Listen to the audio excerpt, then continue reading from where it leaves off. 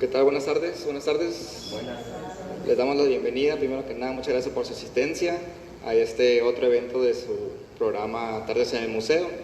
La idea de este proyecto es difundir la palabra, fomentar el diálogo y crear obviamente la discusión entre ideas de la comunidad. Este evento es promovido principalmente por el alcalde César Iván Sandoval Gámez a través de la Dirección Municipal de Cultura. Hoy no nos puede acompañar la directora, pero les manda su saludo. Para comenzar con la presentación del libro de hoy, me gustaría primeramente introducir a los conferencistas. Voy a leer una breve semblanza. El libro a presentar hoy es Sursum, la voz de una juventud católica, análisis a los contenidos publicados en un periódico laico en Hermosillo de 1942 a 1946. Esperamos que sea de su interés y procedo a continuar con los nombres. Primero, me gustaría presentar a mi estimado amigo Manuel Abraham Rascón Acosta. Él es egresado de la licenciatura en Historia por la Universidad de Sonora en 2024. Siendo estudiante, estuvo dedicado a la difusión en Radio Universidad en Hermosillo. Realizó distintas ponencias en la Sociedad Sonorense de Historia y participó en la organización de coloquios y simposios. Actualmente es promotor de la cultura y la historia en San Luis Río Colorado y es coordinador del Museo Regional. Un fuerte aplauso para Manuel Abraham Rascón Acosta, por favor.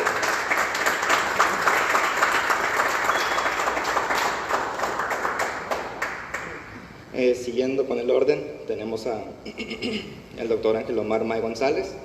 Él es profesor e investigador de tiempo completo en la Facultad de Ciencias Humanas, Universidad Autónoma de Baja California, adscrito a la licenciatura en Historia, de la que es coordinador desde septiembre de 2023, doctor en Historia Moderna y Contemporánea por el Instituto de Investigaciones, doctor José María Luis Mora, actualmente miembro del Sistema Nacional de Investigadores, CONACYT Nivel 1, con reconocimiento a perfil deseable, PRODEP, líder del cuerpo académico en formación, estudios sociales, culturales e históricos desde 2018 y coordinador del doctorado en Sociedad, Espacio y Poder, PNPC, CONACYT, entre 2019 y 2023. Un fuerte aplauso para Ángel Omar May González, por favor.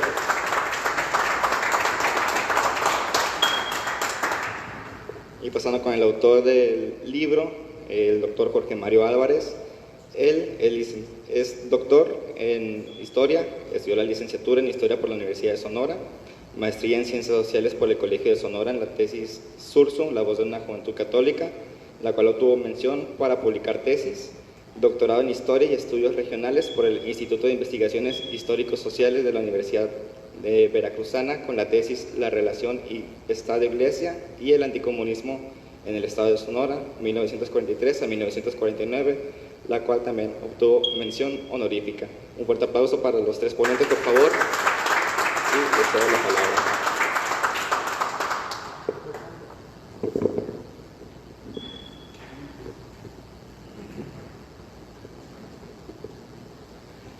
Bueno, pues muchas gracias a todos por venir el día de hoy.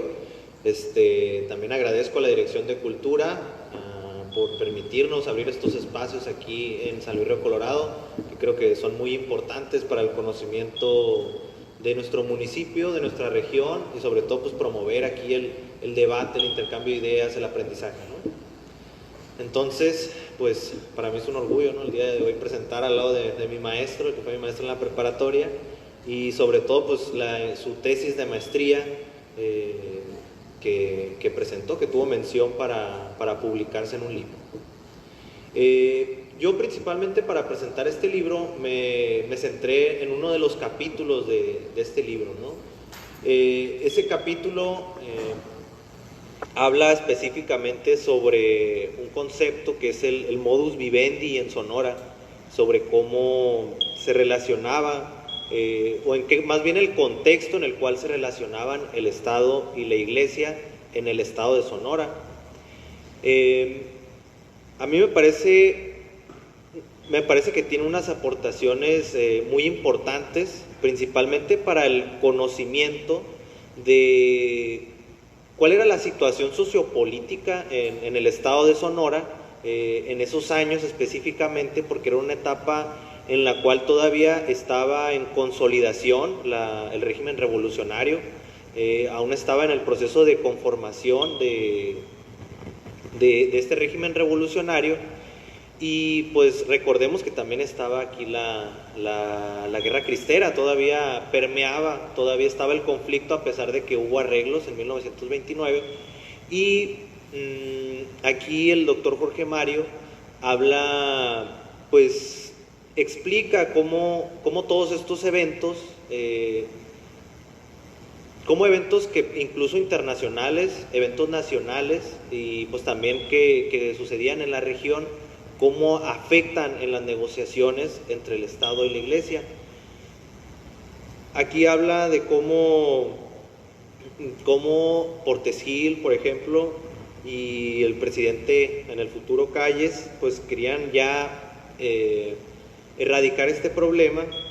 Calles quería erradicarlo y pues para eso tenía al gran negociador, muy buen negociador, aquí lo denomina el doctor Jorge Mario, a Portes Gil, y pues lo utiliza a manera de llegar a un arreglo en el cual ya no querían una guerra, ya no querían estar en guerra, ya no querían más derramamiento de sangre, pero pues también no querían dejar soltar lo que ya habían conseguido, ¿no? Ya el Estado ya no quería entrar en negociación de que la Iglesia se siguiera metiendo más y más en la vida pública de la sociedad mexicana. Y pues aquí lo explica muy bien, ¿no? De cómo estos dos sujetos, dos instituciones, la Iglesia y el Estado, pues tienen influencia en cómo se comporta la sociedad mexicana. Ellos dictan o moldean a su manera de ver la sociedad, y pues el Estado, ni uno ni otro, digamos, querían ceder hasta cierto punto.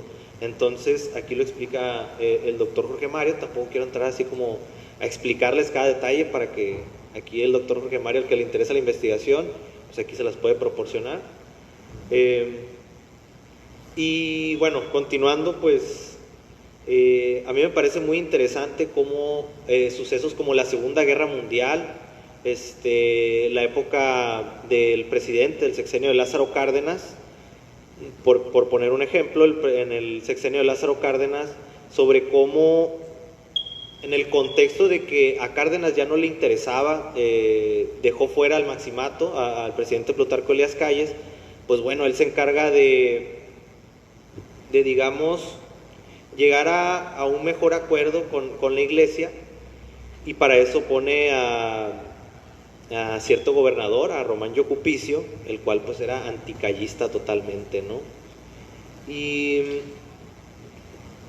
bueno, aquí también nos explica sobre cómo pues cada institución, ya sea el Estado o la Iglesia, pues tiene sus propias fuerzas internas, tiene sus relevos generacionales también.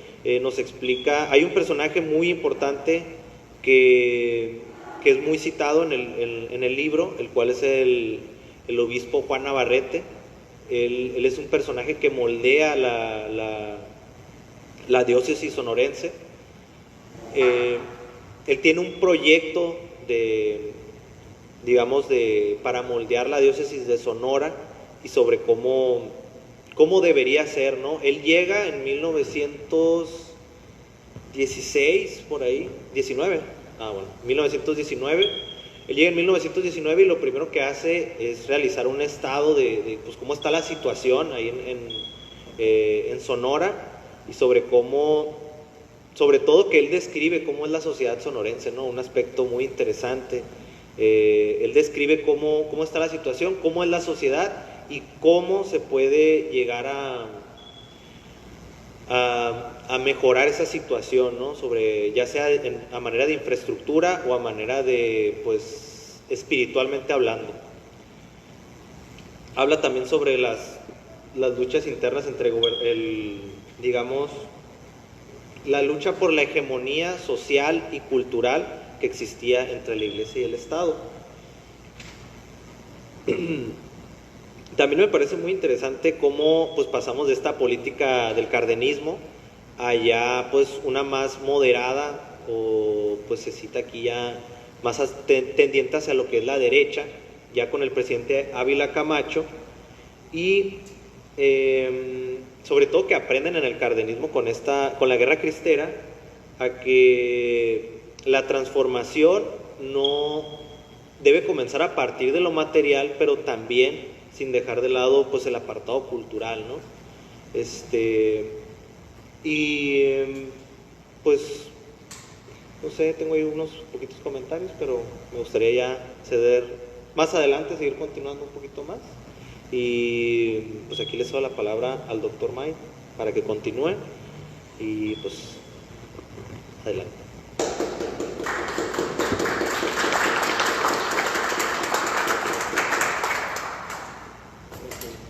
Buenas tardes a los asistentes, al doctor Mario, sobre todo a Álvaro y a Manuel, por esta segunda invitación, esta posibilidad de participar con ustedes. Y también agradecerles su asistencia. Yo hice la lectura a partir del último capítulo, que es donde profundiza más en el tema del periódico Sursum, ¿no? Pero voy a hacerle primero un pequeño detallado de lo que es el estudio de la prensa, para posteriormente entrar al tema que me comete hoy. Por ejemplo, inicio. Para el estudio de la investigación de la historia, la hemerografía dejó de ser una fuente secundaria, porque con su uso y análisis puede producirse en diversos temas políticos, sociales o culturales. Esto porque durante mucho tiempo se pensó que la historia solamente se hacía y se clasificaba a la prensa como una fuente secundaria. Se puede reconstruir un momento histórico con el uso de la prensa, ¿no? No obstante, esta revaloración de las fuentes periodísticas para los estudios de la historia no debe exceptuarlas de que se les utilice sin aplicar en ellas una perspectiva analítica en su lectura y empleo de sus notas. No descuidar el contexto en el que se realiza determinada publicación y ser crítico durante su consulta, de modo que se conozca la estructura interna del impreso en cuestión, los nexos o vínculos que éste mantuvo o mantiene en el ámbito de la política, la sociedad, la cultura y la economía. Alcanzar la objetividad en el estudio de la hemerografía es casi imposible, como en cualquier estudio del ámbito de la historia, pero se puede hacer lo más que se pueda para llegar a una explicación creíble del evento. En consecuencias, en las páginas de un impreso se aprecia una mirada parcial del objeto de estudio, pero no por ello menos interesante. Lo anterior se traduce en que, a pesar de la neutralidad abanderada en el periodismo en cualquiera de sus modalidades, posee un trasfondo ideológico que expone y por ende influye en la opinión pública, que como veremos es lo que hace el periódico Sursum. Es por ello que resulta de importancia primaria conocer y tener una opinión clara de ese trasfondo en el que se empleó esa información, el contexto que nos acaba de comunicar el compañero Manuel, sobre todo considerando que el papel como medio de comunicación de la prensa significa un papel trascendental en la formación de posturas ideológicas y en la conformación de las mentalidades.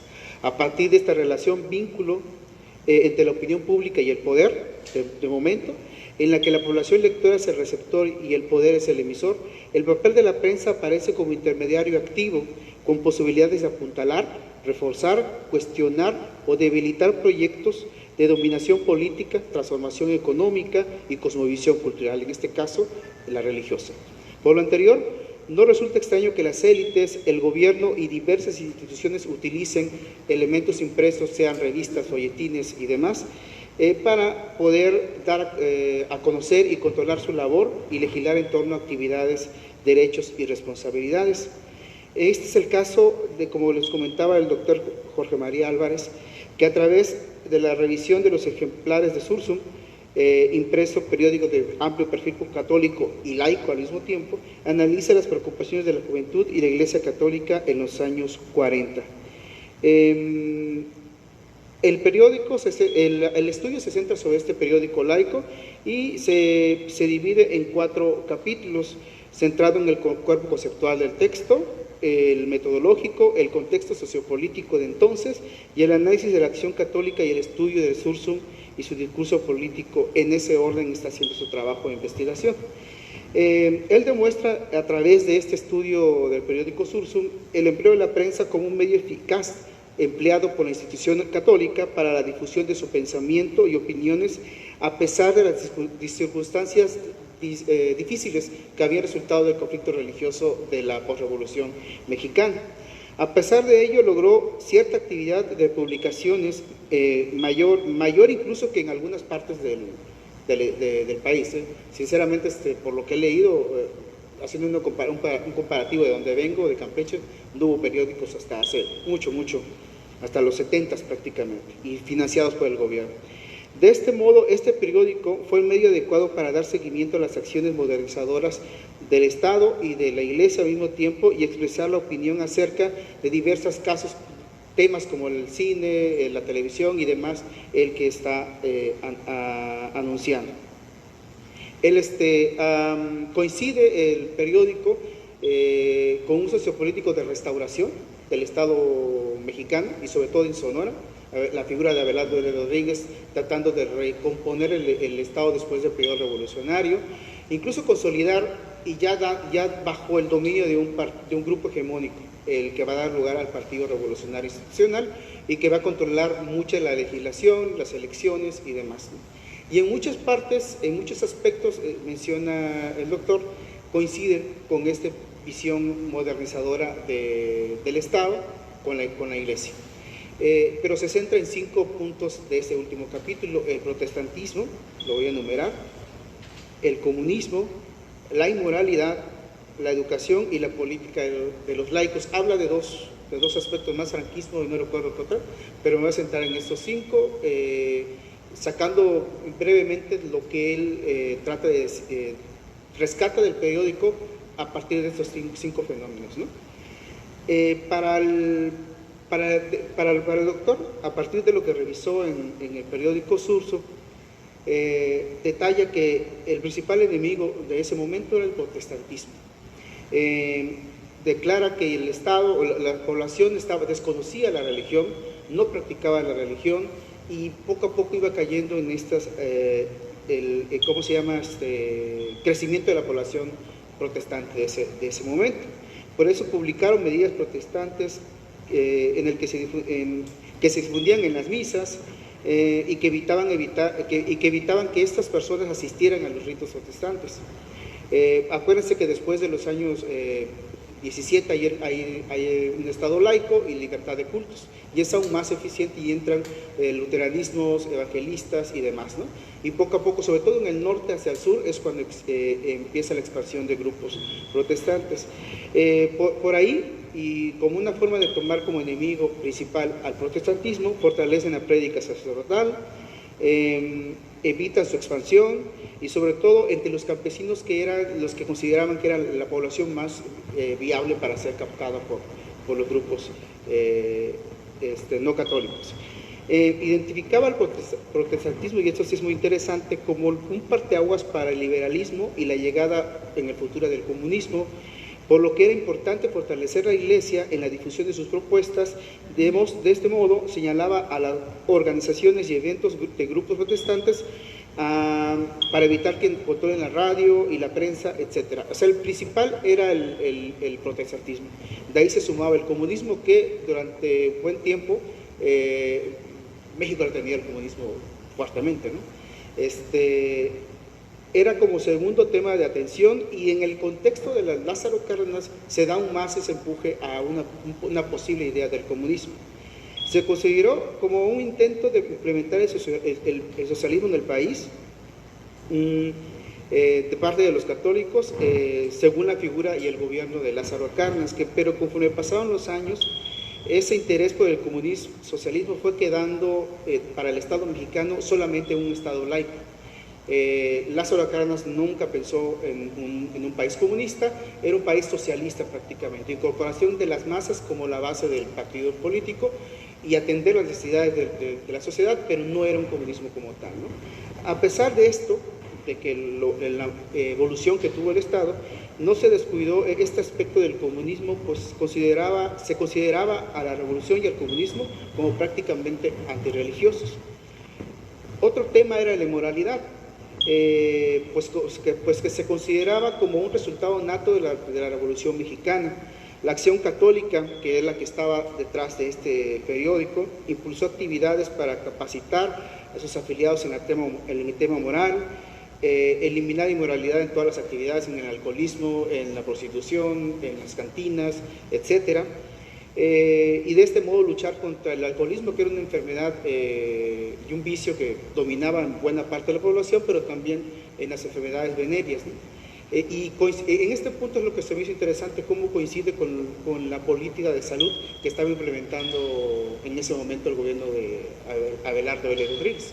Entonces, por eso se hermanan en muchas partes.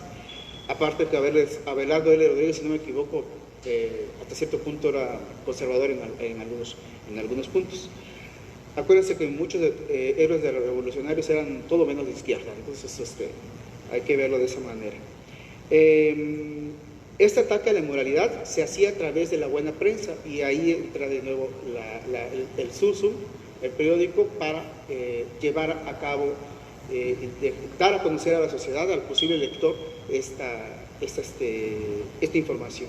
Ahora, en el campo de la educación, atendiendo al tercero constitucional, lo curioso es que aunque la Iglesia se resiste durante mucho rato a la libertad, a la educación laica, de ahí viene en buena parte el conflicto religioso que se da en los años 20 y aún continúa en los años 30, lo acepta de cierta manera, lo tolera y permite esa educación laica, y se beneficia de ello porque, pues, a partir de la edición de sus periódicos, de comentarlo en iglesias o en grupos de catequesis o demás, va a difundir la información de la Iglesia de lo que está pensando hacia la gente que no sabe leer. Y por último, la política de los laicos, que quise cerrar con esto porque sí se me hizo, durante mucho rato me he interesado de dónde salió Acción Nacional, ya lo entiendo en buena parte, y pues sí, ¿cómo explicar? La política de los laicos ataca las posturas opuestas por la participación, a través de la participación partidaria, agrupados y simpatizantes desde un principio de acción nacional. Aunque en un principio la Acción Católica estableció la no intervención en cuestiones políticas, en agrupaciones políticas o partidistas, poco a poco va cediendo en ello. Y los jóvenes, la Asociación Católica de la Juventud Sonorense, se va incorporando a estos grupos políticos, y desde los años 46, con la candidatura de Ezequiel Padilla para la presidencia municipal de Hermosillo, sí ya se empieza a dar esa figura, ese respaldo y esa oposición al partido comunista de entonces. El PAN empieza a tener esas bases sociales venidas desde las filas del catolicismo, y ese mismo año se estableció el primer comité electoral del PAN en Sonora, que contaba con el respaldo de los editores de Sursum, según lo que leo aquí. Aunque el periódico insistía en su imparcialidad, era evidente que había cierto respaldo hacia ese movimiento Acción Nacional. Aunque las reelecciones y el triunfo favorecieron al candidato oficial, que era Romero, para asumir la presidencia municipal de Hermosillo, Acción Nacional, por primera vez en Sonora al menos, se ofrece como una opción para los objetivos de la Iglesia para enfrentar al Estado liberal, fomentando su respaldo entre sus feligreses y el voto a su favor. Que también se haga un ejercicio de comparación, tengo ese vicio, en Yucatán la fuerza del PAN se da también de esa misma manera, a partir de captar grupos no contentos con el resultado del movimiento revolucionario. Hasta aquí lo que pude leer y considero breve para darle la palabra al doctor y que él nos ahonde en el tema, ¿no? Pero les agradezco su atención.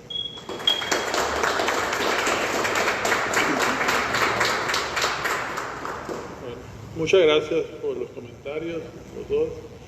Gracias a ustedes por asistir a esta plática. Empezaría yo por hablar del libro, la forma en que lo concibimos. Yo, cuando estaba en la universidad, era ayudante de investigación de una investigadora muy famosa, reconocida aquí a nivel regional, Doraelvia Enrique Licón, el cual en su tiempo traía un proyecto sobre la guerra cristera en Sonora, y me mandaba los archivos a buscar información. Cuando ya se me presenta el tiempo para presentar un proyecto, yo planteo a la doctora que quiero hacer sobre la guerra cristera, y ella me dice, ¿cuál de las dos? Entonces ya me entró en un conflicto, saber abundar más en lo que era la guerra cristera. Después digo, no, quiero hacer esto. Sí, pero hay que reducir lo más que se pueda el tema de investigación. De tal manera que una vez que voy a consultar un archivo en el INA, en Hemeroteca, me encuentro con un periódico católico que para mí fue fascinante, que es el Surso. En la maestría presento un proyecto que quería estudiar sobre la acción católica, pero también me vuelven a preguntar, sí, pero ¿qué cosa de la acción católica? Es un universo gigante de la acción católica.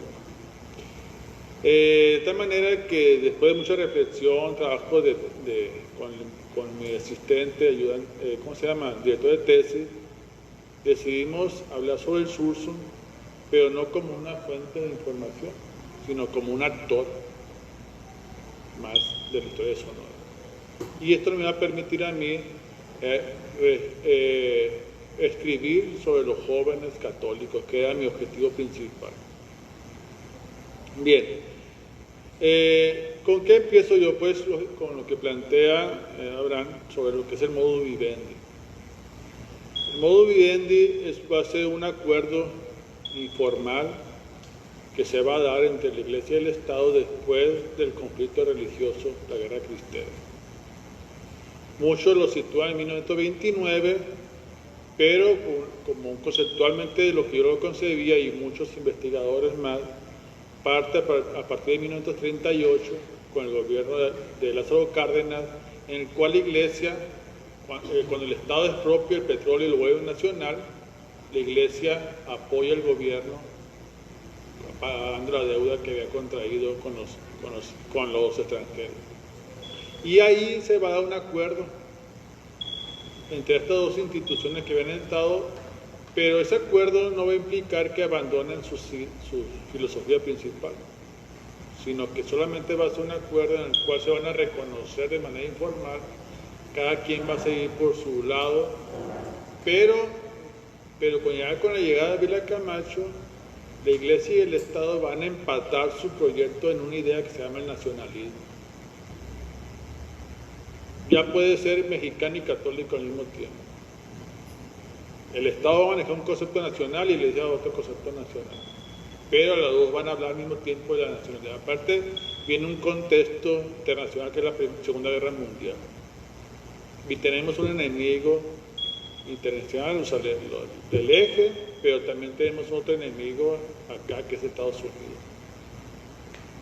Bien, pero ¿qué pasa en Sonora? En Sonora llega un personaje muy influyente en la vida católica de Sonora, que es el obispo Navarrete. Durante mucho tiempo la Revolución Mexicana, la Iglesia Católica había estado abandonada. El sonorense se había creado una religiosidad aparte de la institucional. Cuando llega el obispo, hace un estudio y recorre todo el estado de Sonora y en su primera carta pastoral dice: de católicos solamente les queda la fe bautismal. Y este es un peligro muy tremendo. No lo nombraron, pero la principal preocupación del obispo va a ser la indiferencia religiosa. Porque esa indiferencia religiosa daba pie a que pudieran llegar otra filosofía, otra doctrina y pueda ser presa el sonorense. ¿Qué doctrina? Protestantes, el comunismo, la inmoralidad, todos esos elementos que nocivos para la Iglesia que pueden entrar fácilmente a Sonora. Entonces el obispo se va a dar la tarea de crear una asociación que a nivel nacional había llegado de Europa para contrarrestar el ímpetu de los católicos en la guerra cristiana, que se llama la Acción Católica. Y la idea principal de la Acción Católica era organizar y que fuera controlado por parte de la jerarquía a los laicos, para que no se pudieran levantar en armas en estos tiempos. Pero aquí en Sonora, a falta de una cultura laical, pues le dio otro giro a la Acción Católica y la va a llamar Liga Diocesana, porque él consideraba que Sonora no era digno de pertenecer a una gloriosa institución que era la Acción Católica. Y le va a cambiar el nombre a todo. A nivel nacional va a ser la Asociación Católica de Jóvenes Mexicanos, acá va a ser sonorense. Porque, les repito, Navarrete decía que no éramos dignos todavía porque no había esa cultura laical. Bien, esta Liga Diocesana se va a formar, pero la base principal va a ser la mujer. La mujer principalmente. Navarrete fue un obispo nacido en Oaxaca, formado en San Luis Potosí, luego se fue a hacer sus estudios a Roma, el Colegio Pío Latinoamericano y todo, pero va a tener una visión que impregnaba dentro de la Iglesia Católica. Dentro de la Iglesia Católica es una institución que hay miles de corrientes políticas e ideológicas, miles. El Papa es solamente una figura porque abajo de él están los cardenales, que son los que dominan la Iglesia Católica. Y en ese momento, dentro de la Iglesia Católica, hay una corriente que va a dominar dentro de muchos, que es la integral intransigente. Esta corriente plantea de que nada en el mundo debe estar sin la presencia de la Iglesia Católica. Y que por ninguna razón la Iglesia Católica debe estar resguardada en la institución, sino que hay que salir a la calle. No hay que esperar a que vengan, sino hay que ir por ellos. Y hay que combatir todo aquello que lo quiera resguardar en las cuatro paredes. Capitalismo, ¿cómo se llama? El comunismo, el protestantismo. Pero para ellos va a haber una corriente, una idea de que la burguesía, el capitalismo, va a generar todo el desorden social que existe en la sociedad. Y hay una línea directa entre el capitalismo, protestantismo y comunismo. El comunismo es un subproducto del capitalismo. Entonces, con esa visión llega Sonora Navarrete y en todas sus organizaciones le va a impregnar de esa filosofía, y la más aguerrida de todas va a ser los jóvenes católicos. Entonces van a crear, esa asociación se llama Asociación Católica de Jóvenes Sonorenses. ¿Cuál va a ser el órgano de difusión de toda esa propuesta? Pues el periódico Surso. Y ahí van a plasmar todo su ideal integral intransigente en Sonora. Primeramente, como es el primer enemigo de ello va a ser la indiferencia religiosa. Como le digo, decía así, son católicos, pero no van a la iglesia, solamente tienen la fe bautismal, van y se emborrachan todos los domingos jugando béisbol y no vienen a la iglesia, no dan diezmos, una serie de quejas que se va a dar. Entonces hay que combatir la indiferencia religiosa, porque le digo, si no combatimos esto, va a entrar el protestantismo, va a entrar el comunismo y vamos a ver. Entonces, después viene el protestantismo como ese enemigo, pero el protestantismo va a tener un doble discurso. Vivimos en Sonora, tenemos en frontera de Estados Unidos, pero tenemos un problema, estamos en alianza ahorita por el contexto mundial con Estados Unidos, no puedo atacarlo directamente a ellos, porque somos aliados, estamos contra el fascismo. ¿Qué va a hacer la iglesia? Pues a través del comunismo. Acuérdense que el comunismo es un subproducto del capitalismo y el capitalismo creó al protestantismo. Entonces vamos a atacar el comunismo, pero mandando el mensaje de que el proyecto modernizador del gobernador está creando un desorden social. Ese capitalismo salvaje, ese capitalismo egoísta, está obligando a que las mujeres salgan a trabajar, está obligando a las manifestaciones, está creando un desorden social que lo va a aprovechar los enemigos principales del catolicismo, que es el protestantismo y el comunismo. Pero a la vez lanza el mensaje al proyecto de Abelardo de Rodríguez, que en ese momento llega a Ciudad de México, trae un proyecto modernizador, no solamente social, sino político, económico, urbanístico. La ciudad de Hermosillo se va a convertir como el símbolo principal de ese proyecto capitalista modernizador. Pero a la vez, a través de su esposa, Aida Sullivan, poblana, va a tener contacto con la Iglesia Católica, incluso va a tener subsidios para fomentar todos los proyectos pastorales del obispo. Entonces, Abelardo juega en todos los bancos.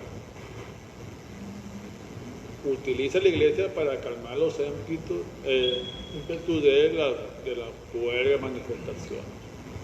Aquí en Sonora lo han puesto a Abelardo como el gran modernizador, como el gran estadista, pero en realidad hay otra cara de toda esa modernidad que totalmente. Entonces, este periódico, como le digo, lo habíamos pensado como un actor más, no solamente como una fuente de información, sino como que era el modelo, el medio por el cual iban a difundir, pero también iban a difundir sus ideas, pero también iban a influenciar en la sociedad. Y durante mucho tiempo fue un periódico que tuvo mucha influencia, tanto en la vida católica como en la vida laical. A través de esta tesis reconstruye un poco la vida social católica en este momento, los personajes que interactúan, grandes pensadores como Abelardo Casanova, periodista sonorense, católico, que después se va a distanciar de estos grupos porque va a llegar una corriente nueva que va a querer llevarse, adoctrinarlos en la ultraderecha, franquista, de la paz romana que se conocía, lo que es el PAN, pero el obispo Navarrete no quería que se contagiara esa situación. Entonces está cuidando esas partes. Hay una agrupación sinarquista que se va a querer formar en la costa de Hermosillo, y el obispo tampoco quiere que tengan contacto porque no hay una cultura laical todavía. Y va a venir el papá de Calderón, Luis Calderón de la Vega, con toda su idea anticomunista, a querer infiltrar la Universidad de Sonora. Quien utilizar a estos jóvenes también se le va a negar esa participación. Entonces, el obispo está cuidando mucho esa parte, que no se politice, pero que también tenga una obligación cívica de ir a votar, de participar, pero no directamente políticamente, hasta que después ya va a tener, de alguna manera, estos jóvenes, en los años 60, estamos hablando de los 40, en los años 60, se van a transformar en otro movimiento que se va a conocer como los micos, pero esa es otra etapa de la historia católica de Sonora. Entonces, tenemos esta visión del obispo Navarrete que se plasma muy bien en este periódico, esa visión integral, intransigente. Están combatiendo, están en un recomodo ideológico, político, laical en Sonora. No tenemos la cultura, incluso todavía no hay una cultura laical como usted la puede ver en el centro del país. No sé, en Campeche yo creo que tampoco hay. Arriba Canaval tuvo un control de las políticas en Tabasco, no sé si influenciaba a Campeche, pero aquí hay una religiosidad muy parecida a lo que sucede en el Cono Sur, Chile, Argentina, donde tuvimos una misión jesuita, a diferencia del centro del país que tuvo una influencia católica, dominica, franciscana, que eran más dados a la religiosidad, que eran más dados al trabajo, también el contexto político de los apaches, las distancias, el desierto, no permitía que la iglesia se fortaleciera como sí lo hizo en el centro del país, y eso genera una religiosidad muy particular en el país de México. Bueno, no sé si tengan alguna duda o pregunta y hasta aquí la dejaría para que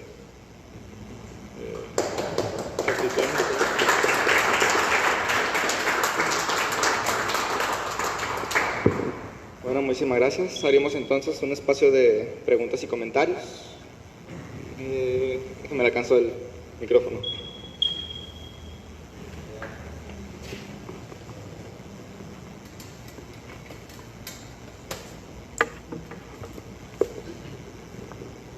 Pues agradecerles esta conferencia porque nos está dando luz sobre los acontecimientos, ¿no?, del pasado y el presente, de entender cómo la política ha sido influenciada por asociaciones, ¿no?, religiosas, como lo es en este momento la católica. Mi pregunta sería, la finalidad de organizar a los jóvenes católicos después del 29 que se terminó la guerra cristera o continuó en diferentes partes todavía. Pero ¿cuál ven ustedes que sería el objetivo real de formar las asociaciones de juventudes católicas? Después del 29, bien. La acción católica, como le dije, surge en Europa. Estos países donde se estaba creando un fenómeno a nivel europeo que es la secularización. La secularización surge después de la Revolución Industrial, en donde la sociedad sigue siendo católica, pero ya no es el centro del pensamiento de ella. Es decir, que en segundo plano ya. Entonces, en ese contexto surge la acción católica para recristianizar y contrarrestar el avance de las nuevas ideologías como el comunismo en Europa. Pero aquí en América en México estaba pensada llegar hasta los años 30, pero por el problema del conflicto religioso tienen que adelantar a su llegada aquí, y en el centro del país va a venir directamente para controlar el ímpetu de los jóvenes y de los católicos que habían quedado, ¿cómo se llama?, abandonados por la propia iglesia, porque la iglesia pacta sin el consentimiento de los católicos cristianos. Entonces, como quedaba un grupo armado todavía, con deseo y con una frustración por parte de la iglesia, se va a utilizar para controlarlos, para organizarlos, pero quedar bajo el control de la jerarquía eclesiástica. Y todo aquel que no sea adheriera a la acción católica iba a quedar fuera de la iglesia. Pero aquí en Sonora, cuando llega Navarrete, decir no, aquí hace falta, como en el centro del país ya había una cultura laical de organización, aquí en Sonora va a funcionar como una recristianización, porque había una indiferencia religiosa tremenda. Entonces, en México va a tener dos funciones. En la parte norte va a ser para recristianizar, y en la parte del centro para controlar. Esa va a ser la función principal. Tengo otra pregunta muy importante sobre si todavía el Yunque sigue participando, porque es la parte violenta de la Iglesia Católica en ese tiempo. No sé si todavía hay ahorita, queda algo de esa participación del Yunque en la religión católica. Bueno, el Yunque surge mucho después, ¿no? No es en este contexto. Surge entre una pugna entre las élites poblanas de Guanajuato, Jalisco, y surge como una organización secreta, ¿no? Que ya existía, pero... Y aquí aclaramos algunas dudas, ¿no? Porque creíamos que la lucha contra el comunismo nada más era político, pero resulta que es religioso también. Y económico. Y económico. Sí. Económico y político, pero se aclaran muchas dudas con esta conferencia, ¿no? Que ustedes están dando. Pero mire, aquí en Sonora el comunismo no era una amenaza a nada, no existía la amenaza. No sabían qué era el comunismo. Sí iba a estar el Partido Popular, Jacinto López, pero eso no eran comunistas. Lo que hace Sursum y la Iglesia Católica atacar el comunismo es que cuando llega Abelardo trae un proyecto de modernizador. Ese proyecto, en vez de beneficiar a las masas, va a perjudicar. ¿Y qué va a hacer? Va a salir a las calles, manifestarse, la mujer tiene que salir a trabajar, va a descuidar a la familia. Hay una crisis económica tremenda en Sonora. Entonces, ¿qué va a decir la Iglesia Católica? Oye, va a decir a través del ataque al comunismo, oye, me estás creando un desorden social con tus políticas económicas. Entonces el comunismo va a ser un instrumento para atacar ese capitalismo salvaje que estaba existiendo en ese momento y para atacar al protestantismo que era aliado del capitalismo. Entonces, ¿por qué no podía atacar directamente a Abelardo? Porque estaba en ese proyecto de modus vivendi. que le impedía a la jerarquía criticar, pero al laico le decía, ¿sabes qué? Tú tienes el deber civil de hacer esas críticas que afectan a la Iglesia Católica. Entonces, por eso organizaban estos jóvenes, por eso creaban estos periódicos, para tener esa doble discurso. ¿Qué se ha podido en la actualidad equilibrar la participación política de la Iglesia Católica en la cuestión del yunque, ¿no? Porque se ve un equilibrio ahora, ¿no? Lo que es la Iglesia y...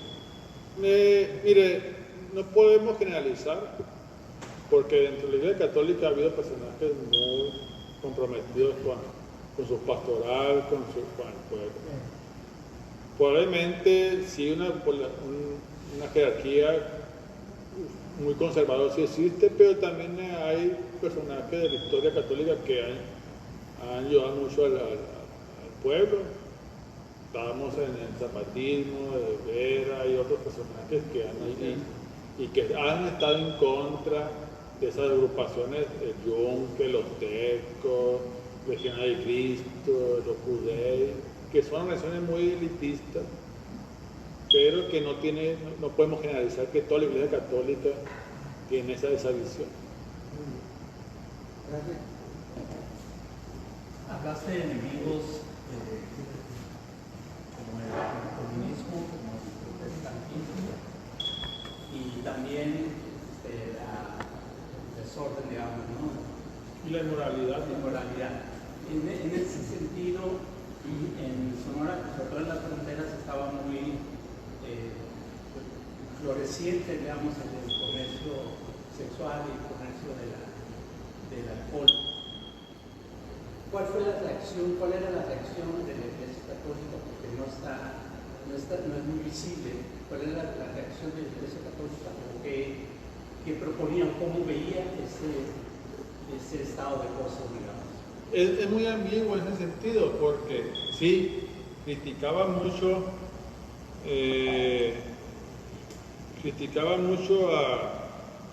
aquí no viene de marketing. Criticaba mucho en Sonora, en Hermosillo estaba la fábrica Half-Life, cervecería icónica ahí, incluso dice que ahí se quemó el santo de la arena, ¿cómo se llama? San Francisco, que ahí lo quemaron, el original. Pero combatían el alcoholismo, pero su principal, ¿cómo se llama? Anunciante del periódico Sur era la Half-Life. Y con un eslogan súper, ¿cómo se llama? La embajadora de la alegría. Muy subjetivo, ¿no? Para una que está combatiendo el alcoholismo. Sí, la prostitución era más, sí había preocupación, pero el Estado, el gobierno estatal, la combatía más. Incluso cuando llega Belardo, cambia la zona de tolerancia, la manda a las orillas, y tiene una preocupación tremenda por la frontera, porque con estas palabras un poco racistas, decía que estaban creando muchos estadounidenses negros.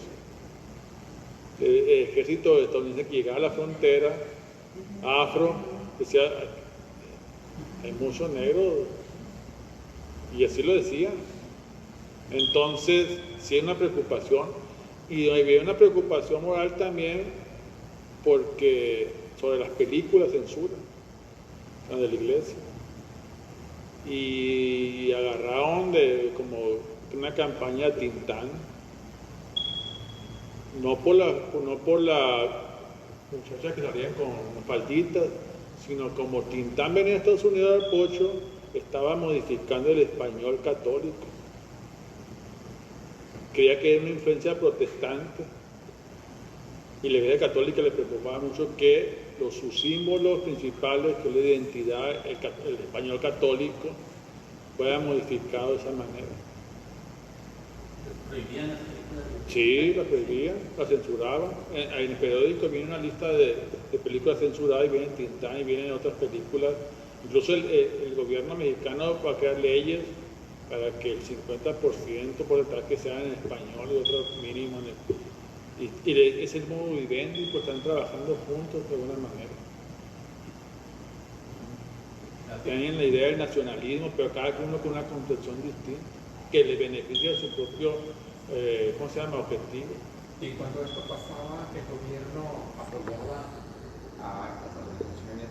No directamente, no va a haber acciones así en concretas que diga, pero omisiones que te pueden servir de parte del gobierno. Por ejemplo, hay un acontecimiento sonado antes de esto, de la guerra cristera, no recuerdo el nombre del presidente municipal. Mientras las iglesias están cerradas, el gobierno de Plutarco Elías Calle, el presidente municipal de no me acuerdo cómo se llama, la policía interviene en una casa donde dicen que está oficiando misa y le dice el comandante, presidente, ¿detenemos a la gente? No, porque seguro está mi esposa. Entonces, se hablaba de que el problema cristero en Sonora no existió como existía en el centro del país. Hay una doctora con la que trabajaba, tiene un estudio muy interesante donde dice que el liberalismo en Sonora rápidamente entendió que una forma para cohesionar a la sociedad era la religión. Y eran liberales. Eso último quería llegar. Es la tercera charla donde escucho mucho sobre la moralización del pueblo por parte del gobierno, acerca de las regulaciones sobre la venta de alcohol, sobre la prostitución, sobre todo ese tipo de actividades consideradas ilegales, ¿no? Que eran por parte del gobierno, no por parte de la iglesia. Pero era parte de este acuerdo Iglesia-Estado, de que a los dos les convenía tener moralizada a la gente, porque la pérdida de la moral podía iniciar una revolución o una contrarrevolución de otras corrientes de pensamiento, religiosas, políticas, sociales sobre todo sociales, que no eran convenientes ni para el gobierno ni para la iglesia. Es más o menos así, ¿no? Sí, la iglesia buscaba una armonía de clases. Y no con esto decir que no existan los pobres, sí, tienen que existir los pobres, pero tiene que haber una armonía en que el rico no se aproveche tanto y que esté muy equilibrada para que no haya ese conflictos sociales de lo que tú hablas. Pero el capitalismo en ese momento está creando muchos conflictos que no le convenían a la iglesia. Por eso era la preocupación. Y se estaba viendo, y estamos en un proyecto en el cual se está creando un nuevo hombre, sano, alejado de todos esos vicios, que estaba prohibiendo en Estados Unidos y que México lo estaba, sí. Porque tú quieres pedir un nuevo hombre.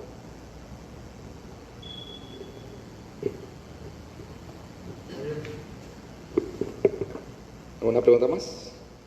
Si no, para hacer la mía. Excelente.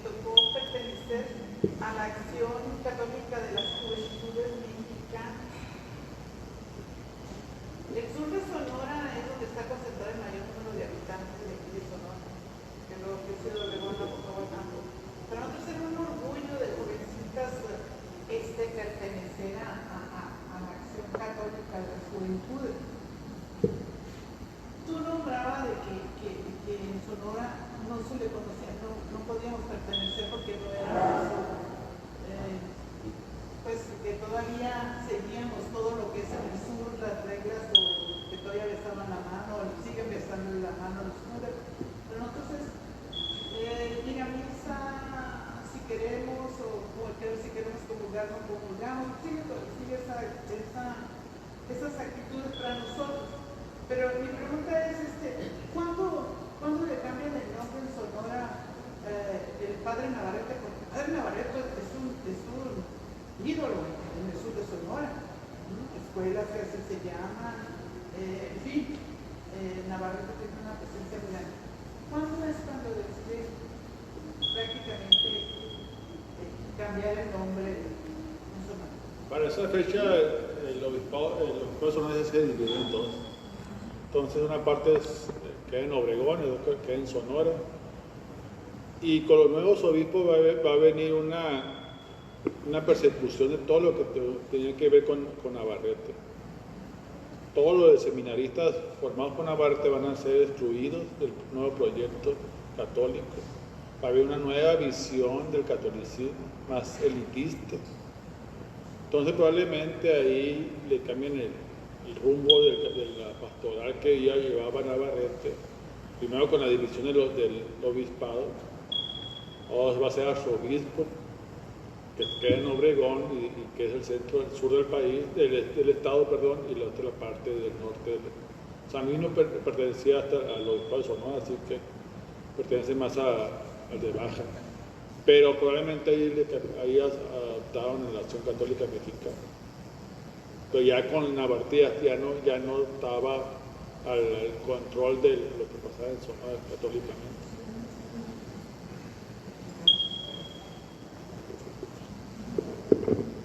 ¿Un comentario más? Bueno, yo tengo una pregunta para los lectores en este caso. A ustedes como lectores, como investigadores, como simples usuarios, ¿qué les aporta esta tesis en cuestión de les amplía el panorama, les abre un nuevo marco para investigaciones? Hacía, por ejemplo, el doctor May las comparaciones, ¿no?, con Campeche.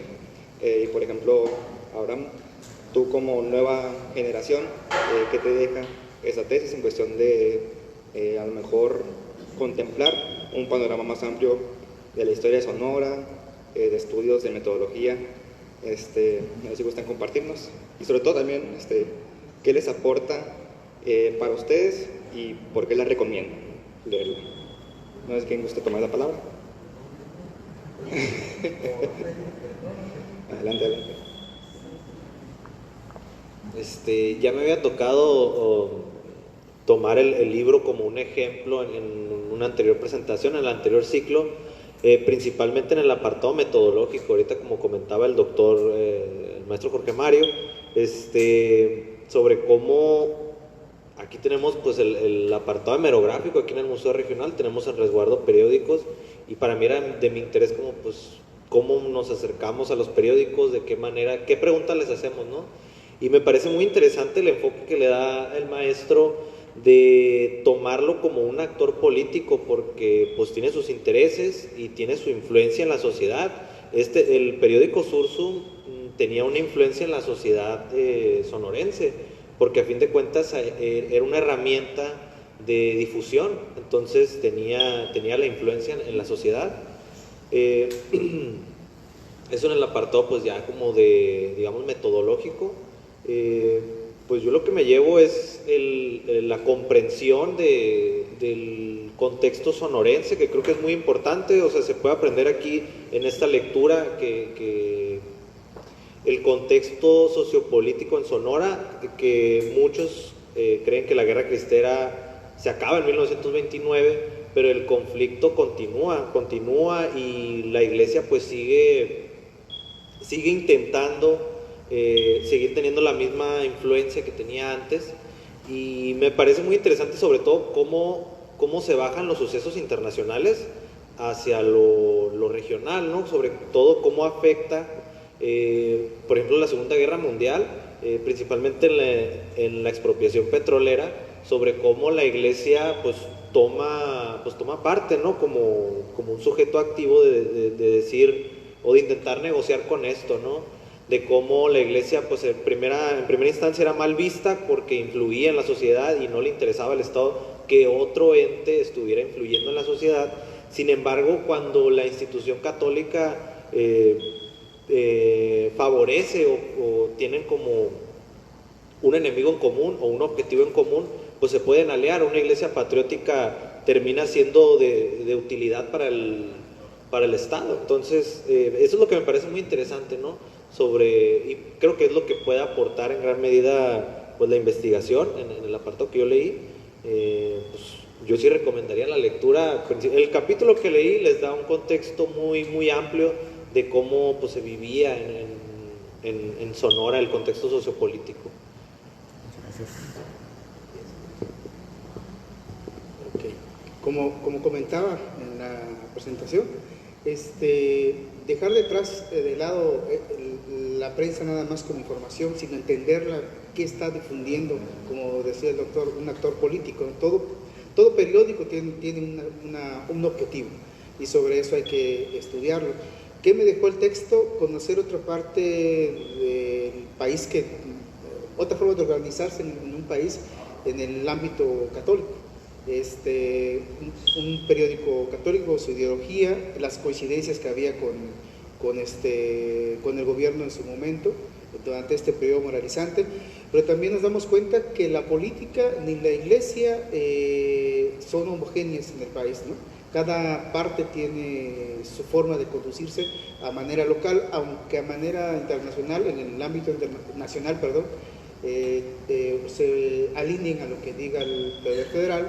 Pues en realidad de cuentas, hacia su interior hay muchos modos de acomodarse, como comentaban en el caso de la persona que no creía que suspendieran la misa porque estaba la esposa.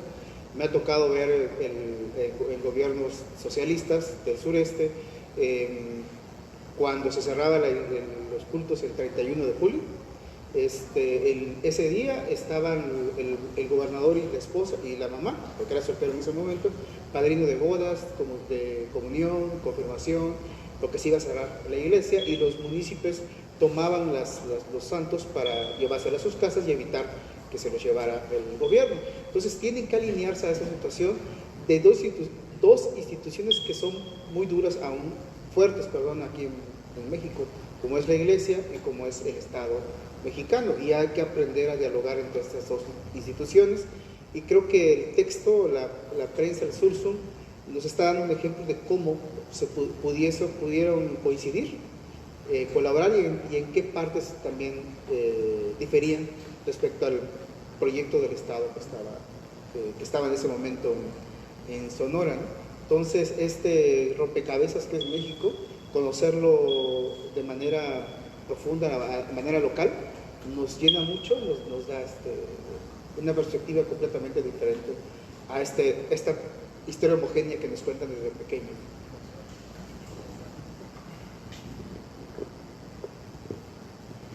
Si no hay más comentarios. Pero la guerra cristera no pegó fuerte en Sonora, de 1926 al 29. Pegaba fuerte en ese sentido. O sea que en el sur la guerra de los cristeros pegó fuerte. Zacatecas, Michoacán, Oaxaca, etc. Pero aquí en Sonora no tuvo fuerza. No hubo esos levantamientos armados.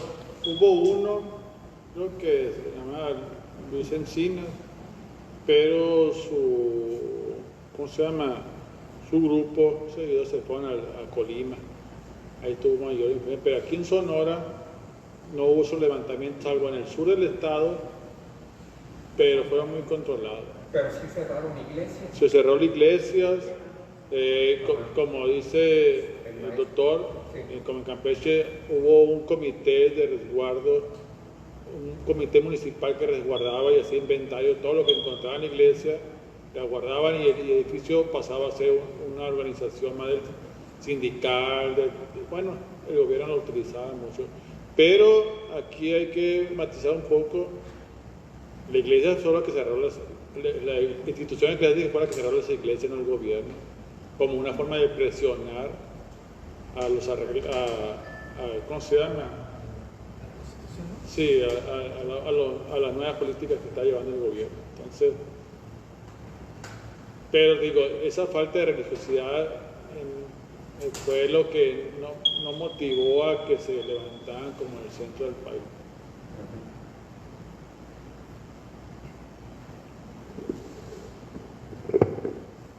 Bueno, si no hay más comentarios, les pido un fuerte aplauso por favor para los conferencistas.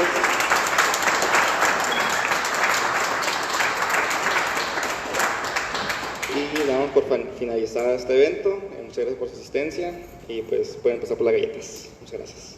Gracias.